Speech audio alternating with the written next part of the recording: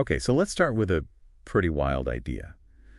What if the words you use, especially, the ones just rattling around inside your own head, have this power you never even imagined? Yeah, like more than just communication. What if they're actually shaping your reality? Exactly. And that's really the core question in the sources you've brought us for this deep dive. It's quite a stack: articles, research, book excerpts. Uh-huh. And they all seem to explore this really deep connection between words, our inner world, and, well, reality itself. It draws from psychology, philosophy. Ancient religions, even metaphysics. It's a fascinating mix. It really is. So our mission today, essentially, is to unpack all this material, pull out the key insights, and see how these sort of diverse fields all seem to point towards this one central idea, the transformative power of using language consciously. Right. We want to help you understand what these sources are revealing about that hidden power in your own words, and maybe how you can start to harness it. Okay, let's get into it. Sounds good. So the sources jump right in with this idea that words aren't just labels. They have like a creative force. Yeah, and this isn't a new idea at all. It's ancient. Think about creation myths. So many involve divine speech. Like in the Judeo-Christian tradition, let there be light. Exactly, or John's Gospel. In the beginning was the Word. And the sources mention the Hebrew word bara, used for God's act of creation, implying creation out of nothing. It highlights this unique power tied to divine language. And it's not just one tradition, is it? Your sources mention Mayan myths, Egyptian myths.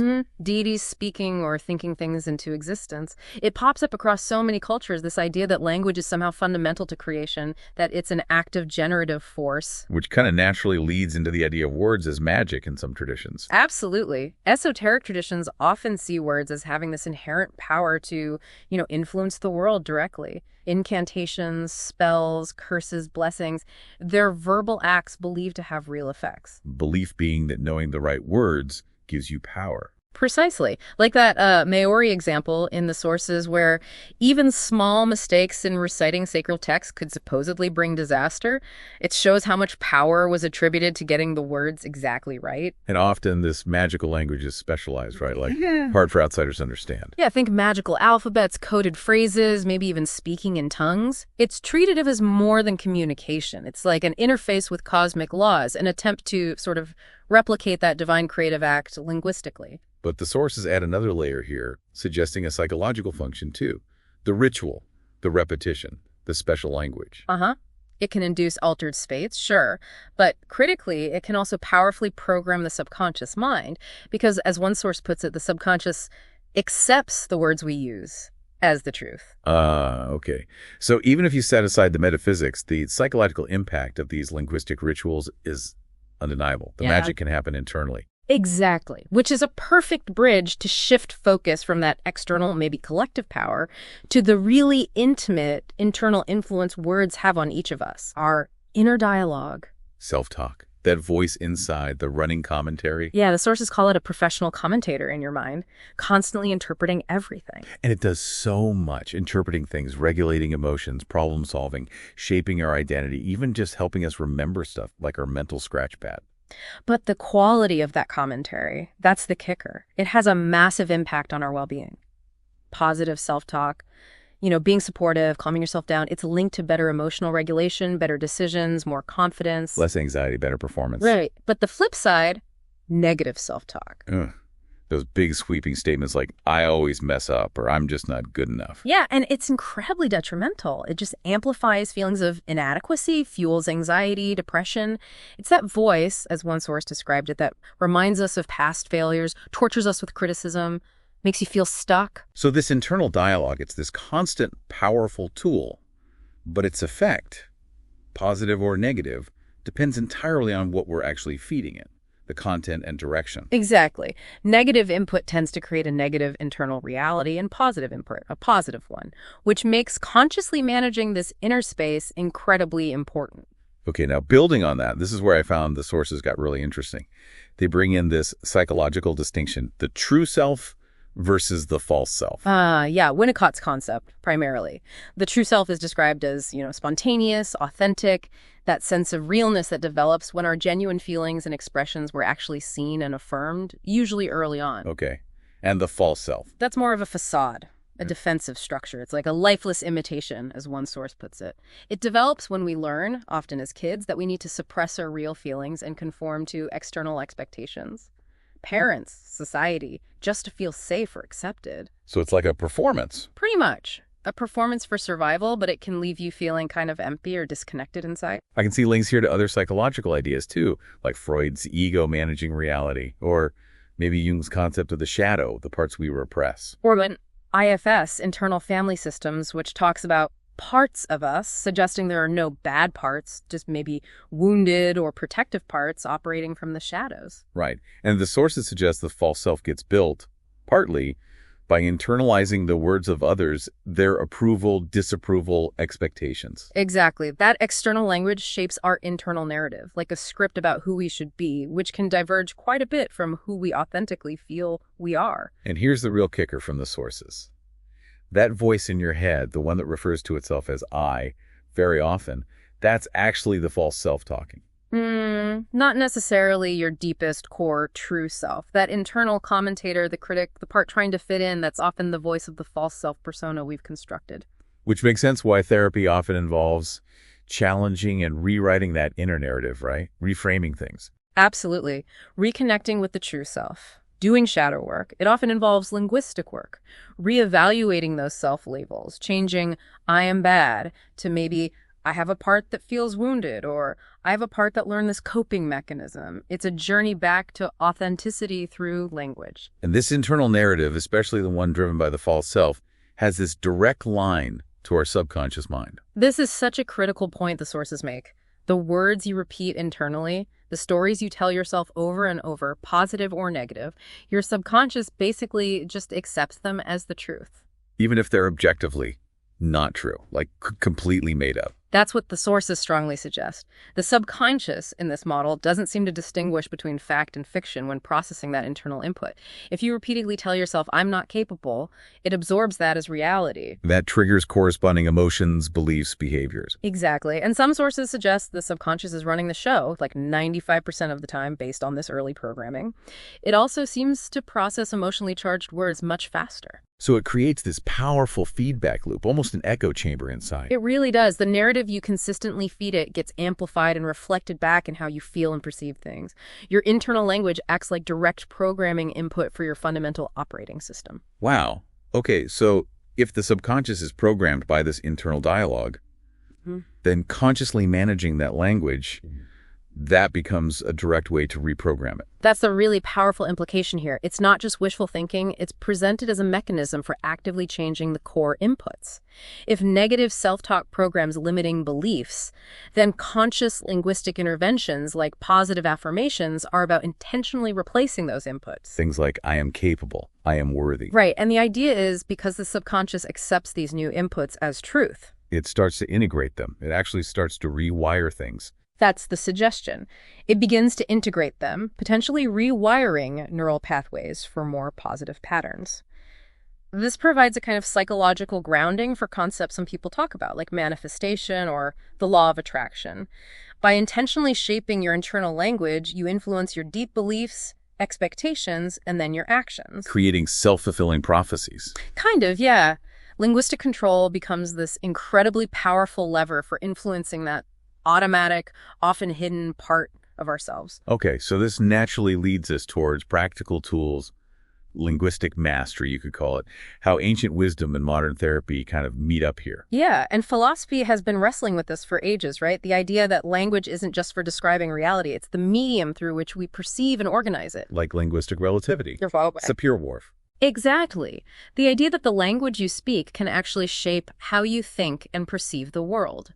The classic example is how some languages have more words for certain colors, suggesting speakers might perceive those colors differently.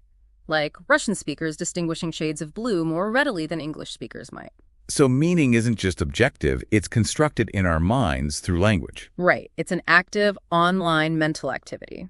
And if meaning and reality are linguistically constructed, then philosophers like Hume or Dennett argued the self is too. It's a narrative, a story we construct and tell ourselves. So our internal dialogue isn't just describing us, it's actively creating the story of who we are, moment by moment. That's the implication. And modern therapy taps right into this. Think about cognitive restructuring from CBT. Right. Identifying negative thoughts, challenging them, replacing them. Exactly. Thought monitoring, questioning the evidence, finding alternative thoughts. Positive affirmations fit right in there. It's all about actively working with the language of thought. And then there's cognitive diffusion from ACT, which is slightly different. Yeah, diffusion is more about recognizing thoughts as thoughts, just mental events passing through, rather than facts or commands you have to obey. It's about creating distance. Okay, let's unpack that, because creating linguistic distance seems key across the sources. How does that work? It's about consciously manipulating the language you use internally.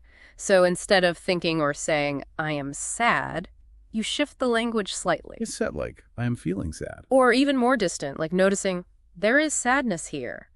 Or labeling the process, I am having the thought that I'm a loser. And that small linguistic shift creates psychological space. That's the idea. It helps you avoid fusing with the thought, automatically identifying with it. It diminishes its grip on you. Other techniques the sources mention include things like singing your negative thoughts or saying them in a silly voice. Right, or imagining them as clouds floating by or leaves on a stream. Exactly. These are all linguistic or imaginal acts designed to change your relationship to the thought, to diffuse from it. The core mechanism seems to be depersonalization, right? Yeah. Separating your sense of self from the fleeting thought or emotion. Precisely. By linguistically externalizing it, the thought is there versus I am the thought.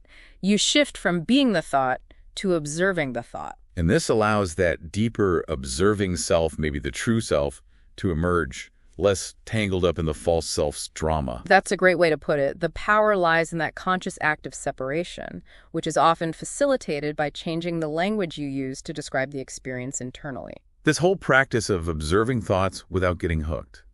It sounds incredibly similar to principles in, say, Buddhism. Oh, absolutely. The parallels are striking. The Buddhist Noble Eightfold Path includes right speech, avoiding lies, harsh words, using kind, truthful language, and right thought, cultivating loving, nonviolent thoughts. And critically, right mindfulness. Which is about diligent awareness of your mind, sensations, thoughts, observing without judgment.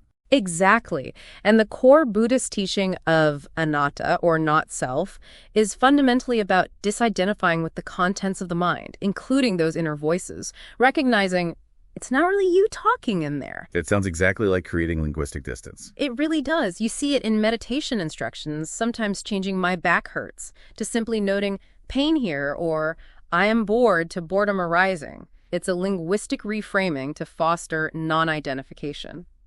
And Buddhism definitely emphasizes training the mind. That, quote, rule your mind or it will rule you. It's not always about stopping negative thoughts, but about becoming the awareness behind them. Or sometimes actively countering negative thoughts with stronger, more wholesome ones. The convergence is really remarkable. Those metaphors, thoughts as clouds, leaves on a stream, they appear in both modern ACT therapy and ancient Buddhist meditation practices. Both aiming to loosen the grip of thinking on our sense of identity. Right. And the fact that these insights about managing the mind through language and awareness existed millennia before modern psychology, it suggests a kind of timeless wisdom, doesn't it? It validates the approach. And Buddhism adds that layer, doesn't it? That right speech and right thought aren't just like self-help tools to feel better. They're seen as ethical and spiritual imperatives. Yeah, the idea is that cultivating a compassionate inner narrative actually impacts your ethical being, your actions in the world, your connection to others. Language becomes a moral act, internally and externally. Okay, so let's bring this all together into practical applications. For you, the listener, how can you start cultivating more empowering narratives? Well, first, tackling those repetitive negative thoughts. It starts with awareness, right?